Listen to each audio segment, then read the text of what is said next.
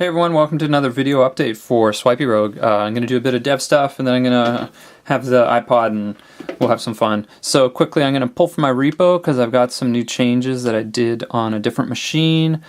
I'll edit this together so we'll jump around a little bit. Cool, that's done. Close that. Now I'm going to open it up in Unity. Get our latest changes, make the Mac, the iOS build. It's importing the textures, huzzah. Cool, so I'm going to build this. Let's go over to the build settings, make sure everything's kosher, everything is looking good. I'm going to build it, I am going to append. There we go, cool, so that's building.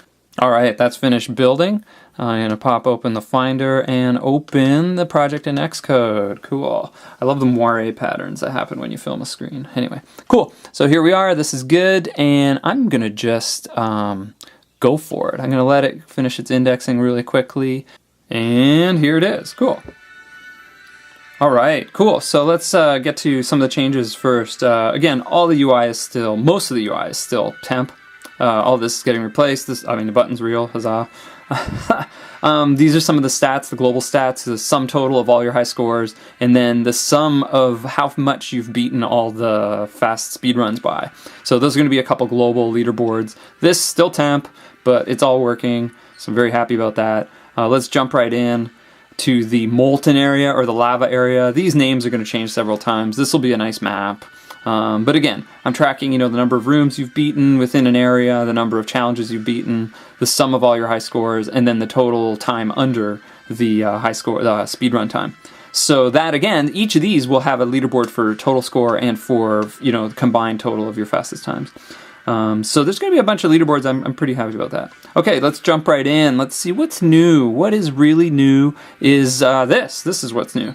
Some of the UI now is now being replaced by Anthony, the 2D artist. Really coming together. I'm excited about it. We've got this cool panel with this pattern, Norse sort of style patterning.